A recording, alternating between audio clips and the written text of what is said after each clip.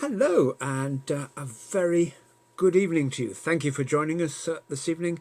I hope your day has gone very well, as has ours. We've been rushing around, albeit within the confines of our home. Yes, that's right. So Right. here we are, and losing track of time. It's day what? 17, so it seems. Wow, that's an extraordinary thing. 17. I'm reminded of that Beatles song. Well, she was just 17. Well, you know what I mean. But I'm not here to bore you with all my singing. We're here to talk about the good news coming out of everywhere today. Yeah, this 8 o'clock again. We had the massive clap for the NHS staff. We were And we were there were applauding some, away. yes, there were some fireworks being set off near the train station. So Fabulous! brilliant. It was absolutely fabulous stuff. I'm a spreadsheet fella. I like my numbers, and so we're reading headlines every day. Hello, Sarah. Thank you for joining us. It's good to have you with us. We're looking at all the and a very good evening to my very good friend Rocker Kev. Good It's evening. fabulous to have you with us this evening, and we're looking at all the good things going on in the world. I'm sorry we don't do this at precisely the same time every day, but there's we had some big sheets, bed sheets, strung across the room just a few minutes ago for a video that I was doing with my friend Andrew, where we were trying to do this kind of blue screen effect that we did on movies. It was a complete disaster. It totally failed, and I just went to Irma's office and filmed it against the blank wall there. But it's the Yeah. thought that counts. I could But always stand behind you and just kept it like that, just to keep it for you. next time. No. So anyway, we've seen some terrific results now with the numbers for this virus. I don't. The newspaper and radio and television headlines don't tell you very much. So I've been putting them into a spreadsheet every day, and the overall trends I can tell you are coming down. I read about sort of last week it was that these figures fluctuate from day to day, and that's because hospitals are slow to get their numbers out, and then there are people who didn't die in hospital, and the numbers feed into the system. So I thought the most accurate way of getting a handle on what we're doing in this crisis is using a thing called Rocker Kev is into house, he says, and that is just absolutely, totally awesome. And I hope you've had a good day today, sir. So I, on a daily basis, I add up the totals for this virus for the last 7 days and divide by 7, and that evens out the fact that different things come out on different days and that it's sort of averaged out, and that number is coming steadily down day by day by day, and it's because we're staying at home, and it's great. And they're talking about extending it a bit longer, but so what? We're saving lives. We're saving Granny. We're saving Auntie, and in my case, we're saving me, because I'm not 17 anymore. I'm nearly 21. So it's all good stuff. It's all good stuff. And as Kevin says, hopefully it's flattening off. It looks like it Yeah. actually absolutely is. I send Kevin a screenshot every now and again on my spreadsheet, and it is definitely, we are beating this together as a country, regardless of our anything, our sexual orientations, our race, our gender, who we voted for at the last election, who we bet on in that virtual grand national race the other day. It doesn't absolutely matter, because we've all got, most of us, 2 ears except Van Gogh. We're all in this together, and one knows, and what have you. Yeah. So that is very positive news. We need to carry on despite the sadness. Let's carry on. We do, and the Prime Minister is apparently out of intensive care, so they tell us. So you don't go into intensive care unless you're very, very ill. Hopefully, again, that's a kick up the bottom for the people who've been going out and about and picnicking and doing all the sort of things that they shouldn't have been doing, and going down the beach and going to the mall and inviting all their friends around in the evening to their homes. So please don't do it. If my 89-year-old uncle can speak over the fence to his next door neighbour and keep 2 metres apart. Hello, Colin, you're in isolation at the moment with Claudia, aren't you? And I hope that, and the rest of the family, and I hope that is going well. As you can see, we're in isolation here, and we're doing these nearly once a day updates, not 100%, but most days we're kind of... We seems to be very busy. With We so many are. meetings, with Zoom meetings, always We're online. rushing around. I mean, we've spent more time with friends, I tell you, over over the last week or two than in the whole of our lives combined. And as far as Claudia is concerned and everything, we want to set up a Zoom call with all our friends so that we can just have these big get-togethers in the comfort of our own home. And I think that you guys should do that as well. It's a wonderful way to stay in touch. Other platforms are available, but Zoom is the best one, in my humble view. That's right. Hello, Anita. Hope things are good with you this evening, and that you're keeping in good spirits and in the way that you can see kind of that we are, because with us being such kind of chirpity, funky people kind of thing, we'd go absolutely nuts if we didn't have you joining us in our living rooms every evening. Yes, it's absolutely wonderful to have you there. And the good thing is that having so much technology nowadays in terms of communication is that if we have the impulse of calling someone, just do it. It's a great happiness to transform this feeling of calling someone into action and just give them a call. You're going to find out amazing conversations flowing if you just let it happen. And here is some wonderful news that my very good friend Kevin has sent our way.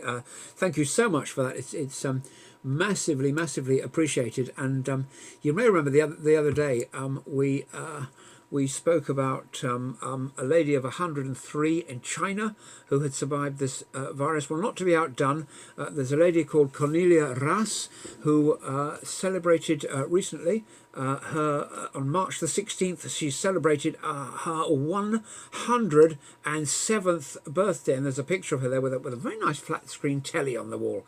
Why can't we have one of those? Anyway, and sadly for this lady, the following day she fell ill with the virus, and on Monday the doctors gave her the all clear. So that is a wonderful thing.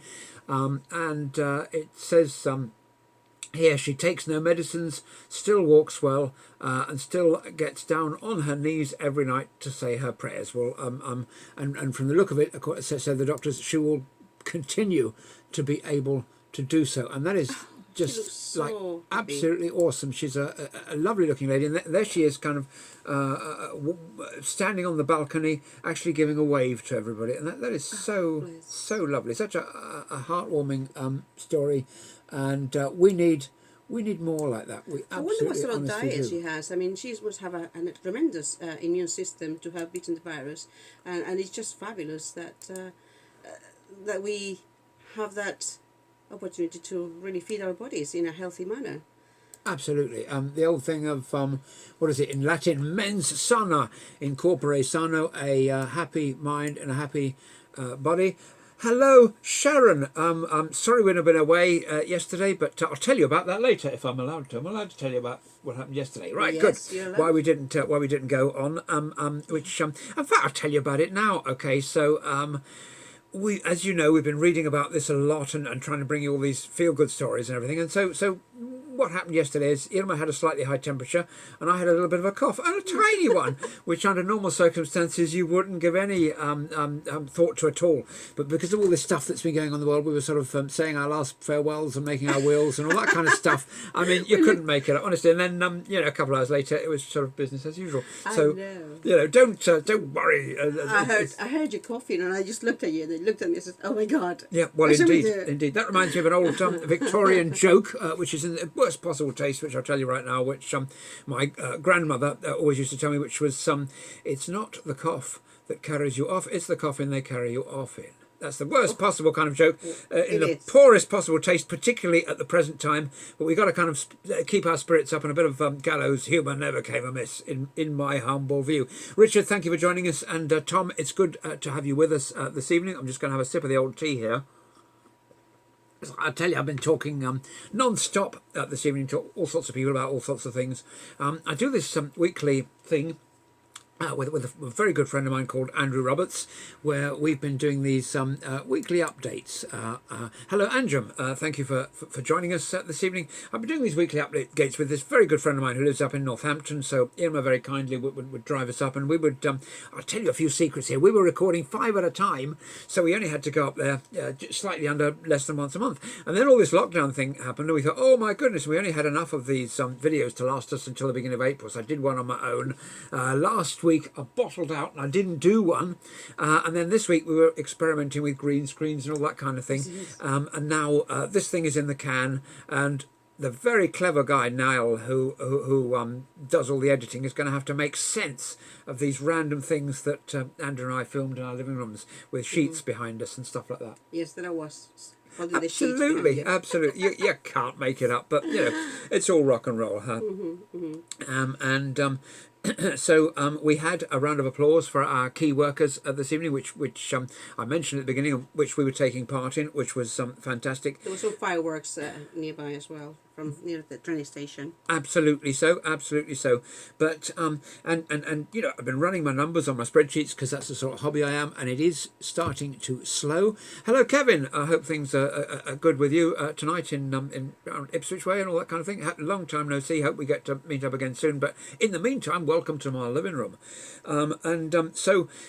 There's this danger, and I think that's why they didn't want to start the lockdown too early. The danger here is that people are not going to want to do this for a year and a half or whatever. And the danger is if you start it too soon, people start getting complacent a bit later on and ease up a bit. And it's very important that we keep going with this now, because we have turned the tide. This thing has peaked, and the 7-day averages for anybody who didn't fall asleep during maths lessons, adding up the last 7 days every day and taking the average, that has started to fall. That's been falling for about a week, and that averages out all the bumps and the fact they don't get the figures out on Sunday as well as they should, and it is coming down, and that means that our frail people in our society, the more vulnerable members of our communities, and our elderly relatives are going to pull through. We're giving them a chance, we're giving them a break, and there have been some young people affected too, so Yes. it's not entirely selfless.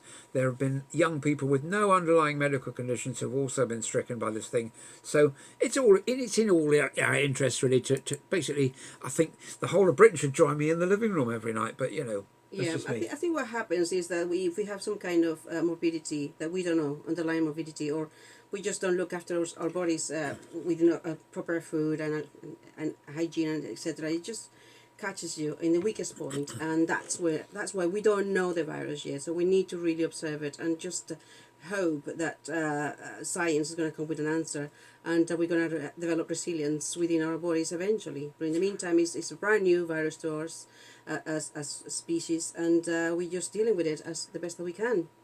Absolutely so, absolutely so. And good evening, Andy. Thank you for joining us this evening. And apparently we're supposed to be kind to footballers, so they say, because footballers were taking a lot of flack, weren't they? Because the clubs were kind of not even furloughing, but just getting rid of some of the lower paid chaps. And then the footballers, they were complaining that these guys earn a lot of money. They earn a lot of money because they earn a lot of money for their clubs, really, don't they? Yes, it's a lot of marketing going on, a lot of background kind of expenses, and also their lifespan is not as huge as But look, if it normal was work. well, If they get injured, that's it. their they're done. working life possibly, but many of them do live to a ripe old age. Yes. But if I was on the pitch at Anfield or Stamford Bridge or whatever, it wouldn't be such a draw. And I'm sorry, it was very hard for me over the years to actually come to terms with that. But I don't think I could. Hard, yeah. I don't think with my inability to even find the ball, let alone kick it, that I would be a big crowd puller. Except possibly in a comedy football event when I might steal the show. But my dribbling is very good, but only at night when I go to bed. So that's a different thing. Homer Simpson does that as well, apparently, and is renowned for it. Well, on Wednesday night, there was the launch of an initiative called Players Together, which is going to raise money for the NHS and for charities. And it's being led by Jordan Henderson, who is the most charitable member of Liverpool's first team, and all the players involved have signed up to donate money to those of us who need it most during the pandemic, and I think it's a fantastic gesture, and it's terrifically good. It's a very good idea. Everybody's doing their own bit in order to raise the funds, Yes. to help Yes. The soldiers out there. The number of people using A&E for the normal things like stubbing your toe or whatever, or slicing off your arm with a bread slicer or something, is reducing.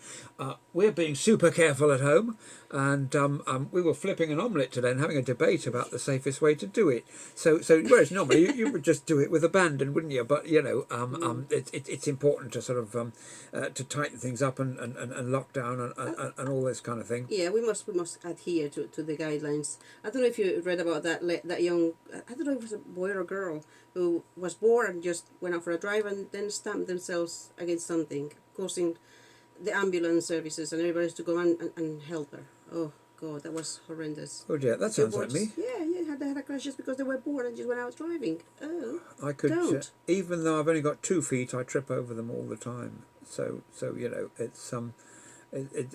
it's Which team is that? honestly, it's not funny. Anyways, so there are all sorts of things coming along. When I was a kid at school, there was a book called Janet and John, which was like your first reading book, and they were pretty normal kids actually. They didn't Probably have. still here. It wasn't. There was no kind of underlying politically correct agenda. Janet and John were just two perfectly normal kids chilling as kids do, and that was how you learnt to read. And, Janet said, "Here is an apple." John said, "I like apples," and that kind of thing. I don't know why I'm nodding my head like that, because I was thinking about these television puppet shows that we used to have on at the same time as well, to sort of entertain us when we got home in the evening. It was all quite of a sort of low level stuff, nothing too sophisticated. We were watching the old movie School for Scandal last night, which was made in 1960 in black and white, and they certainly they don't make them like that anymore. The actors could act, and the cinematography was brilliant, and the sort of black and whiteness of it as well gives it a certain really something. It's a comedy. But anyway, so there's a new storybook that's just been released to help children and young people to understand COVID-19. It's aimed at 6 to 11-year-olds, so it should be just about the right level for me then, and it explains how children can protect themselves and how they can deal with the sort of the emotional stresses that come with it as well, because you can't go out to be with your kids in the playground and this sort of thing, which is... No, there's a lot of uncertainty. They don't know, and it's difficult to explain them. Having said that, yes, they do understand from very young age. If you speak to them clearly, they understand, and they kind of get into the habit of thinking, "Oh, that's why." Yeah, absolutely so, absolutely so. And as I think I've mentioned in one of the previous videos, I was quite a sickly child, so I'd go to school for 3 days, touch a doorknob, get flu, be off for a fortnight, then it would all start again and again and again and again. So I got used to seeing the other kids out in the street kicking a ball around and this kind of thing. But then, A, that's something I wouldn't wish upon anybody, and B, every kid and all their friends are now sitting at home in the same boat. So there's a certain amount of solidarity there, I guess, and you can understand what's going on there. Italy's youngest patient has been released from hospital after overcoming this virus at 2 months old. Oh. So we've got which is fabulous. 2 months at one end and 107 years at the other. So this is wonderful news. And my secret is eat lots of fresh fruit for breakfast. And fibre. And don't go out too and much. do exercise. That's it. Well, apart from all of those things, this is like that Monty Python sketch about the Romans, isn't it? Really. Now, ballet dancers. Now, never mind that Jim bloke here, whose name I keep forgetting, who's on every morning and 90 million people tune in. That guy doing that stuff. Oh, the HIIT, HIIT. Yeah. That's it. HIIT. That's not his name. No, that's what he does. High intensity interval training. Impact transformations or whatever. But anyways, over in Russia, where they're not quite so much into that sort of thing, ballet dancers have been doing their stuff in their kitchens and living rooms and posting them online for fans. I don't know how you do a little sort of pirouette without bringing down the chandelier. Yeah. Well, actually, I don't know either.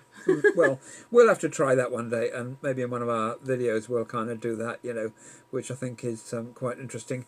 Now the RSPB and the Wildlife Trust are launching a campaign today to together with the Wilderness Foundation, which I don't know what that one is, I apologise, to reconnect people with nature, because we live in sort of urban sprawls now, don't we? We live in an urban sprawl. Outside that window there is a car park. But, I grew up in a little village in the country with a thatched roof and squirrels. So it's there's something very nice about the countryside, which is better than just a desktop theme or a looping video on YouTube or something. There's something really, really nice. So these previously mentioned organisations are just launching a campaign to connect people with nature. It has been shown that people who do take regular trips out in the countryside and so forth are actually in a better place as far as their mind and mindset is concerned. Yeah. I do believe that's true because for thousands, millions, billions of years we have been a part of this ecosystem before we started cutting it down and concreting it over. So there is a real link, a real affinity with that, which I think is I'm very grateful nice. for my life in terms that when I was growing up, I was able to really enjoy nature as much as I can. My father would take us out every weekend away to be very close to nature. And one of my best holidays was in a very, very pristine beach, hidden away from nobody. It wasn't a touristic spot. And nature is the best thing. And if you can do it, eventually when at the other side of this, just you need to retune with nature.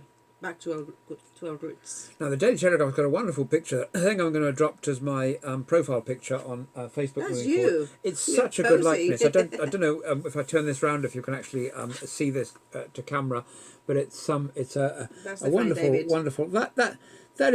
that's me on a good day, chilling, And the thing is, what do you do? Really? Hello, Paul. It's very nice to see you, and hello, Priya. Thanks for joining us for at least a second time, because I remember you joined us the other day as well.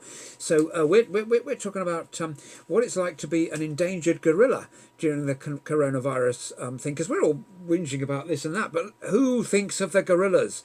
So there's this place which is a hotel in Kent, which is sending some food to the doorsteps of endangered gorillas, which I think is such a nice gesture. Actually, it's a very, very nice gesture indeed, and a bit wacky, a bit offbeat. But why the heck not? They have a surplus, obviously, because they wouldn't have much by way of guests. There's a gorilla sanctuary nearby, and so there's a natural affinity there. Mm-hmm. I think that's such a nice story. I'm going to do a bit of a cough, but it doesn't mean anything, so no need to back away from the screen, because all's well here in the David household. You look like you've got a book of things that I could read without glasses, just about. It's got huge print. Yes, it's everyday happiness. May I hold it up just for a moment? Because no, not before you read. Just quickly. I'm not going to spoil your show in terms of reading, but just to see the size of the words, which is just like that's perfect for me. I tell you, at my age. This is what from Wayne Dyer. It says there is no stress in the world, only people thinking stressful thoughts and then acting on them. That's very true. That's very true. I like Wayne Dyer. I'm a great believer that we make our own luck in life, really. And if we go through life with a positive, sort of upbeat, optimistic attitude, and if that colours everything that we do, then absolutely, totally, 110%, we're going to have better lives. And we're going to look back one day and say, yes, it was great.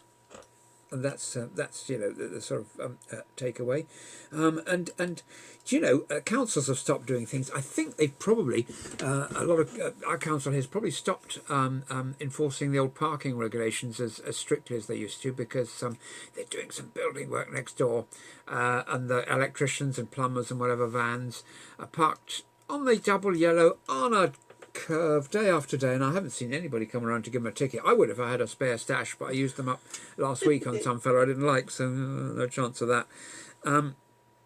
Now there's a lady from Battersea called Pippa, who's going to ride 100 kilometres on Sunday, which would be a feat for someone like me. I think you'd take it in your stride, would you? But it would be tricky for me. But the extraordinary thing about this lady is that she's celebrating the 3rd anniversary of her double lung transplant, which I think was quite extraordinary. I can remember as a kid there being on the news. Hello, Kerry. It's very nice to hear from you. I hope things are good with you this evening. We haven't seen each other for a while, but who knows? Welcome to my living room.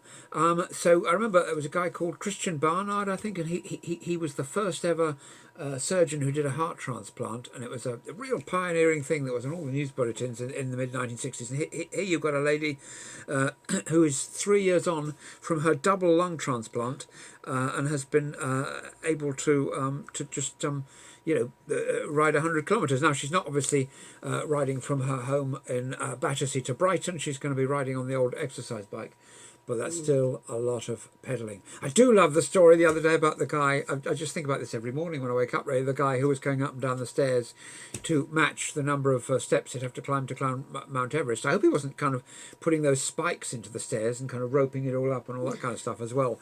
But the hysterically funny takeaway from that story was he kind of reached the end of his thing and he said, well, I actually reached the top of Everest more or less the same time as I reached the bottom. And that is certainly something for the Book of Records, or whatever, that supermarket Lidl, where I think we're going to have one here in Cambridge soon, because they've what's the name of the DIY shop? Wickes closed down. And they become a Lidl, and then our home base closed half of their thing, and they became an Aldi. So supermarkets are the big thing at the moment. But anyway, Lidl is giving thousands of Easter eggs to charities supporting vulnerable people, and Great Ormond Street as well. Now, it occurred to me that supermarkets have been quite wisely restricting the people going in the shops and buying loads of things, and then it seems that last weekend they thought, oh crap, Easter's coming in a week and we'll be saddled with all this stock afterwards it won't get rid of. So now they've lifted the restrictions, and we went in to get our 50 Easter eggs this morning, and we'll be eating them between now and next Christmas, I guess. And so, there's good news, isn't there? There really is. Right. Yes. I don't know if I showed you that video of the lady singing beautifully and wonderful voice. But she was singing something to her hairdresser. Because she was struggling. Because yes, she's missing it. Well, do you ever sing to your hairdresser? No, but what I'm saying is everybody's just trying to survive. It's I know. Day 17, and she probably needs it. I know. The roots done and everything else. So there's something going on, isn't there, when it's day 17 and you're singing to the hairdresser? I think that's the most extraordinary thing. I just cut my nails. So now, you remember that song, Hey Macarena? Yes, of course. Which has nothing to do with what I'm about to say now, but it sounds a bit different. I'm going to talk about Maracana. Yeah, Maracana. Maracana, which is nothing to do with that irritating earworm song. And you are going to take that song now, and you won't be able to get it out of your head all night. Hey, Macarena. So, and you blame me, okay? But anyway, the Maracana is nothing to do with it at all. It's a hospital in Rio de Janeiro, and right next to it, they're building this thing which looks a bit like an outdoor shopping mall or something, but it's going to be a coronavirus field hospital. And the Maracana hosted 2 World Cups apparently in 1950 and 2014. It's one of the biggest Brazilian stadia. And why do people say stadiums when I'm pretty sure it's stadia? But this is a big stadium in Brazil, and there's another one that sidesteps that grammar thing, and it's being converted into a field hospital so that they can cope in the way that China did before, in the way that we're doing now at the Excel. So it is good to see people, prepping and making those preparations. The U.S. Treasury Secretary has said that the American economy could start to reopen for business in May. And it may well be. My feeling is that they'll ease this lockdown, but still ask us to just stand 2 meters away from somebody. I've quite got used to it in the supermarket queues. I hate when somebody's breathing over my shoulder, seeing what underpants I've just bought or something. This is just quite intrusive. So now I can just sort of dangle them and tease these people with my new underpants, but they won't be able to have a closer look, and they won't know whether they're designer ones or whether they come from George. Most of the time come from George, actually, which is the brand name of Asda. We're continuing with all these kind of happy stories. There are websites and places that tell you kind of good news 24/7 all around the world, from places like Reader's Digest or this kind of thing. So those guys must absolutely be kind of having an absolute sort of field day about things, really. But now that we're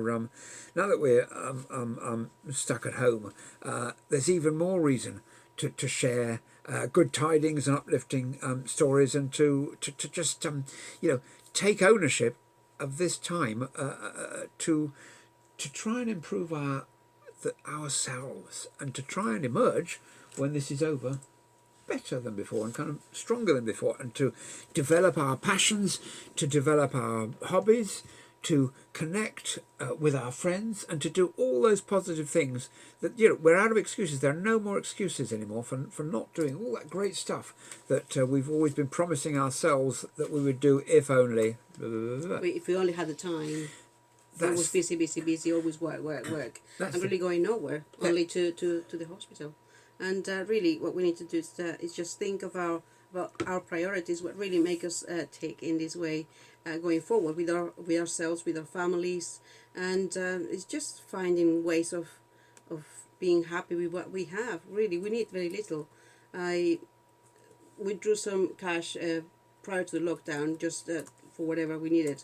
Still standing there because luckily we stock up very well, and we don't need to use it. So do we really? What do we really need? It's just a matter of finding our priorities and just enjoy our family, enjoy what we have, and find our passions, and just come out the other side refreshed and new, and with the spirits high, and value life immensely.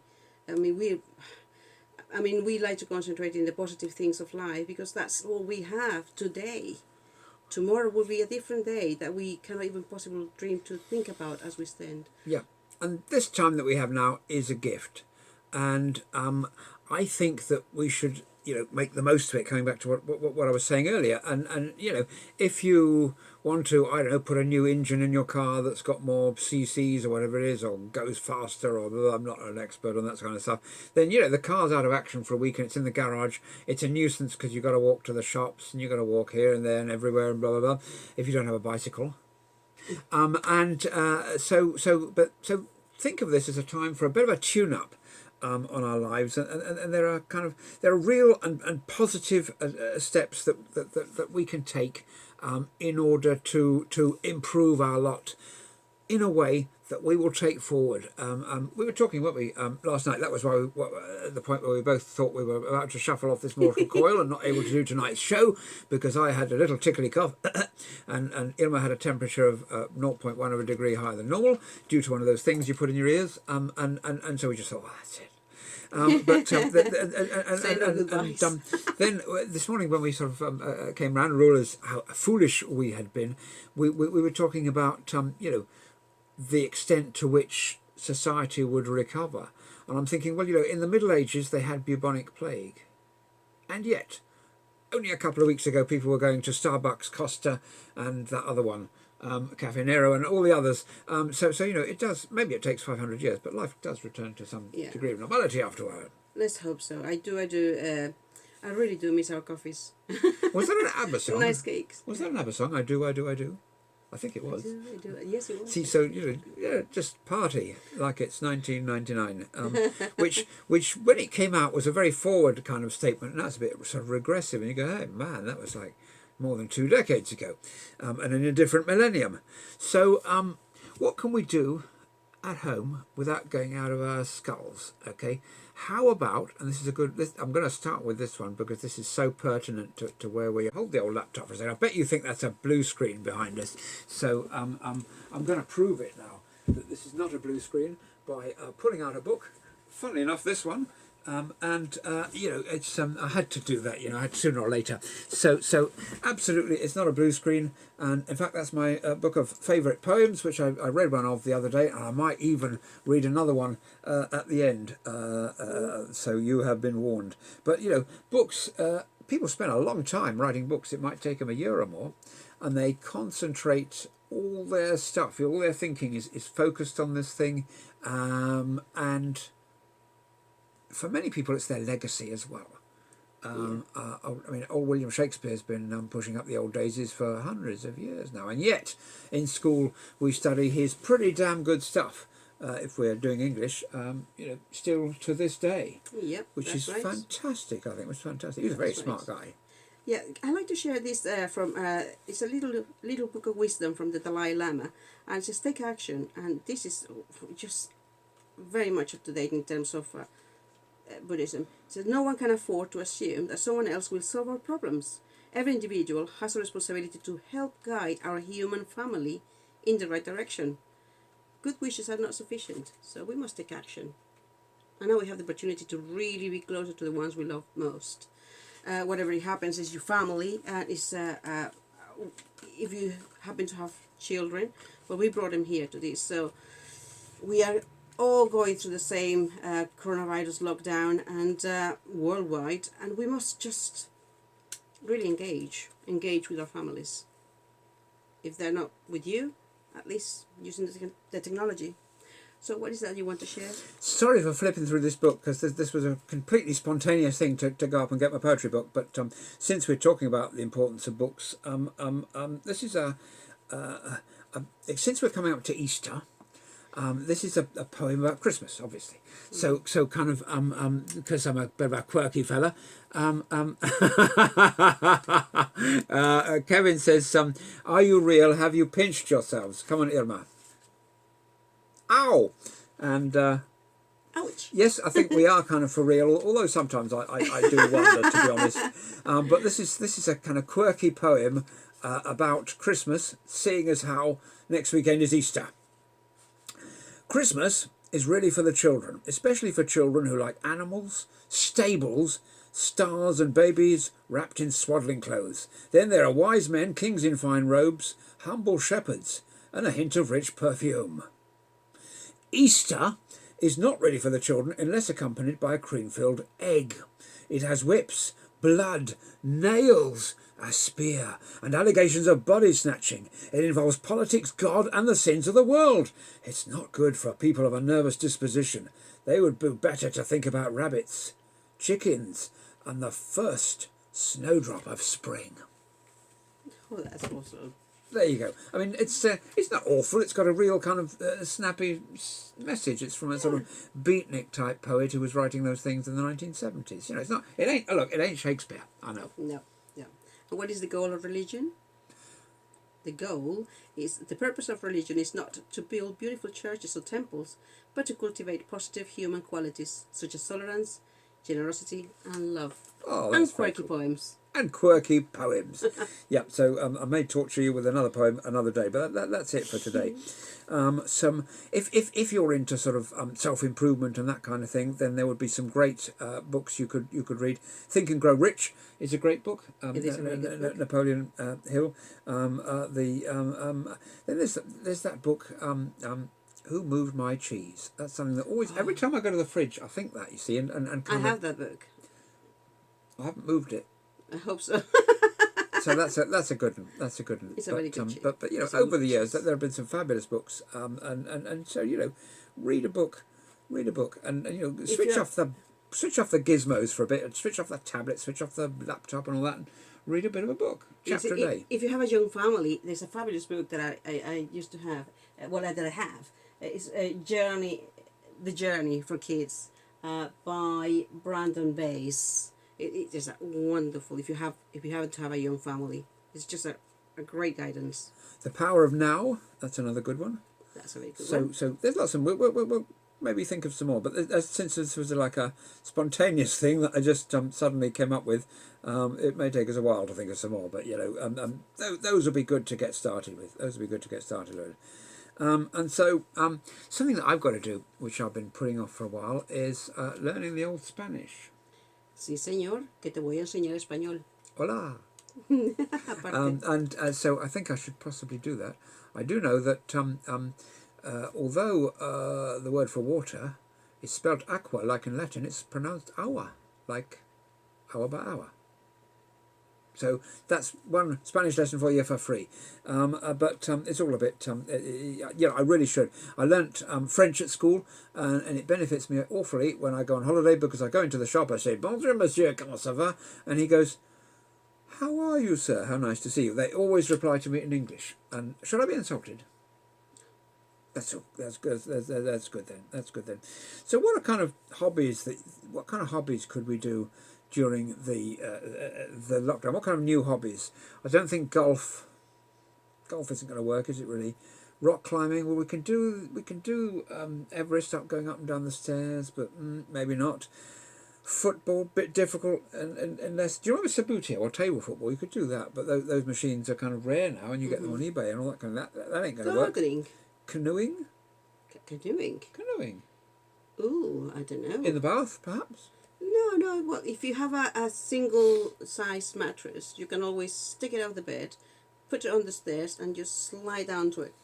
I had a tenant My children once used to whose do name that. was Dobbick, a bit like Dobby in Harry Potter, and unknown to me, he used to skateboard down the stairs. Luckily, nobody got injured, but this was, in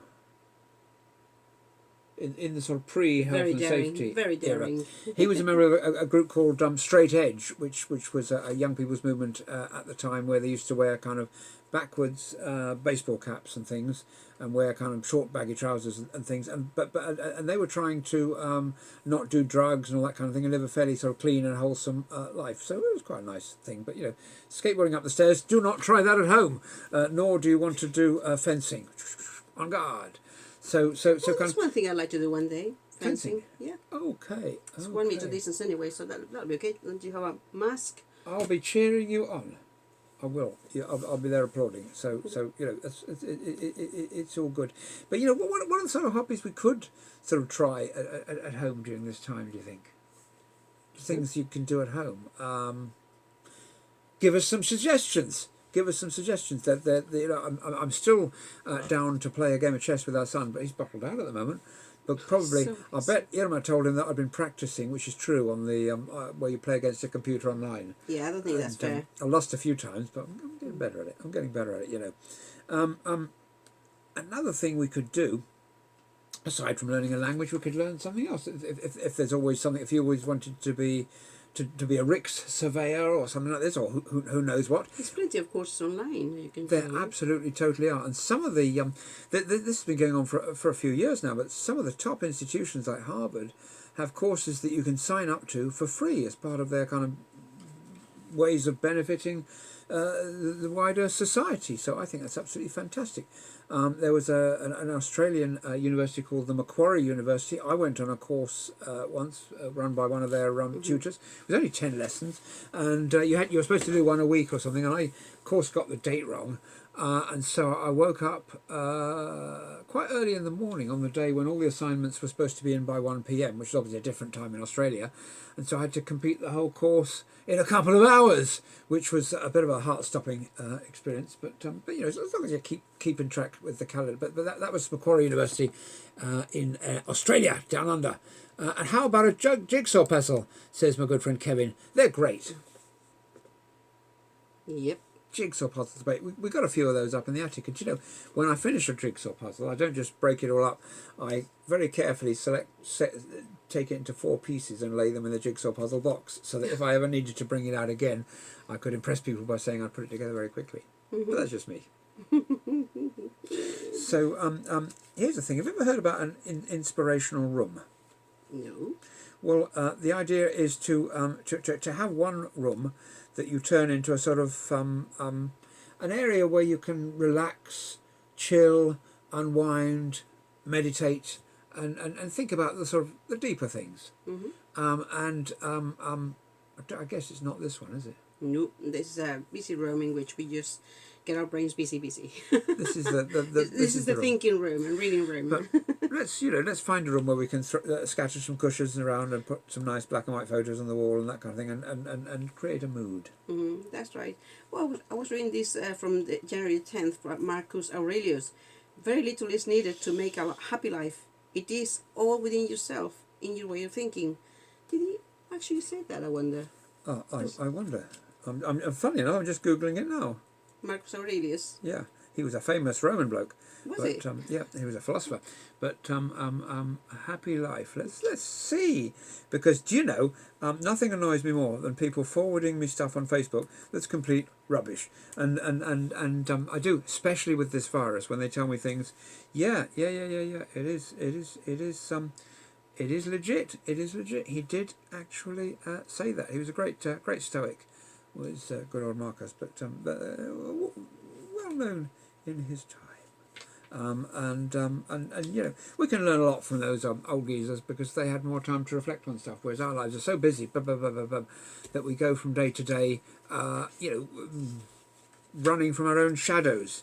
And that brings me on to another thing. Confronting our fears.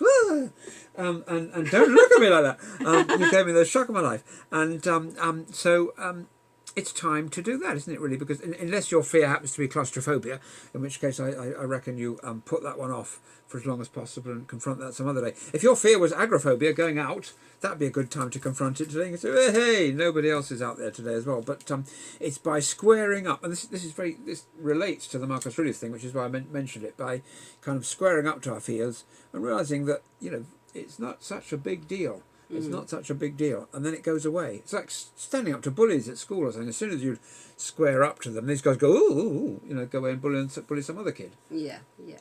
So you're gonna be smart when we're dealing with the difficult people in terms of this kind of thing. You're gonna just confront it like that.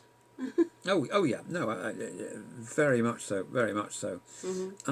Now there's a waking up thing, and this is something that we're having sort of issues with, because I think it's very important during these dire times that we find ourselves facing. It's very important to have some kind of routine every day, because if you're in a sort of 9 to 5 job, your Monday, Wednesday's the halfway point, Fridays, woohoo, and so forth, and the weekend is like, hey, chill, man, I'm so tired, I'm far too tired to do anything, ready for Monday when it all starts again.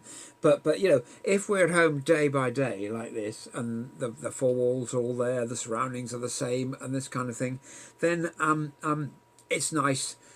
We need to make our own routine, really, and you know, we've got whiteboards and things that they're earmuffs, but they're terrifically good things, and we sort of write lots of things on them in different coloured pens and all that sort of stuff, and we do. Let's cross them off. And then, every now and again, one of us will go, oh my God, you know, no, and we just wipe it out, and that, much to the consternation of the other one. Yeah. And you know, there's that. But one of the first things would be what time you wake up, and there's a lot of people tell you this stuff about waking up early, and a lot of the self-help people talk about it, and they say that it improves your productivity and the quality of your life and this kind of thing. There's one small snag to that probably is the case for most folks, but there are a few of us who are slightly genetically different from the crowd in that respect, in that going back to the days of living in caves, I remember it well, most of the folks would be doing their hunter-gathering or doing their nurturing of the kids and this kind of thing, and blah, blah, blah. And there would be a few who would need to stand guard at night by the campfire in case of the wolves or bears or, you know, Jehovah's Witnesses or people coming round that might disturb, and otherwise, nothing wrong with those guys, let me make that quite clear. There were threats that would come along at night. You know, the bear might come along and eat you all while you were asleep. Yeah. So certain people had to stay awake by the campfire. And obviously this went on for millennia. And genetically we came a little bit different. So there are folks who are genetically programmed, they're wired to be a little bit better later on. Can you change that by your behaviour? It's not as easy as it looks. It's circadian rhythms. I think that's what they call. In my case, I'm a very early riser. I mean, 5:30 in the morning, I'm sharp as a razor, and David Even is thinking about it. no breaks at all. And so we try to adjust that, and it's a bit tricky, but we get there sometimes. Yeah, it is tricky, and you know, I find myself sometimes on the sofa at 2 a.m. and then coming to bed at the time when Irma gets up and all that kind of stuff, and you know, it's very difficult to get in sync. If you for many years have been wired differently, but the secret is to stick with it, I think. And you know, one of the things that I found is this, and that the getting up early in the morning thing is because, like, there's no phone calls, there's no television to distract you, there's nothing going on, and blah, blah, blah, and so you've got a few hours of kind of quiet time. I get those quiet times after everybody's gone to bed, so it's the same reason and the same thing underpinning it all. It is probably better to get that sleep earlier for most of us. I acknowledge that. Yeah. I think I understand that. Having said that, even though I'm an early riser by nature, if I engross working on a project or doing something, I can go all night working on that particular project because it really inspired me. Because I'm really motivated to carry on. Yes, yes. So pretty flexible in those terms. Yeah, And yeah, I think yeah, you yeah, can yeah. be there too. Yeah, yeah. Now, staying fit is another very important thing. And for many people, staying fit will mean going to the gym regularly. Yes. For me, it means hopping on my push bike nearly every day and going around town. Now, both of those things are out right now, or long hikes in the countryside, or whatever. You know, walking the dog. I don't know. Was walking the dog on Boris's list? Does it count as exercise? This list of things we're allowed to do and not do. I assume so. So long as you're working, doing something.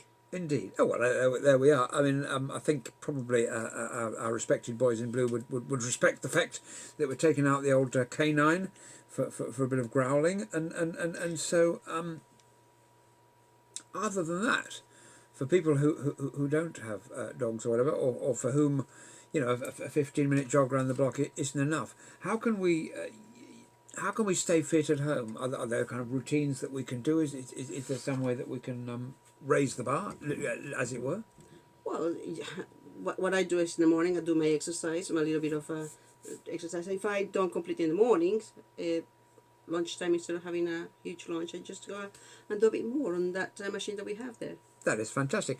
If you're watching this with the recording, you can probably just about see a bar that we have there above the door that we use to pull ourselves up and down on. Sorry if you're watching live on YouTube. I guess that wasn't possible to see that, but so you know, we have taken steps to do a little bit of something, and so look at those biceps, huh?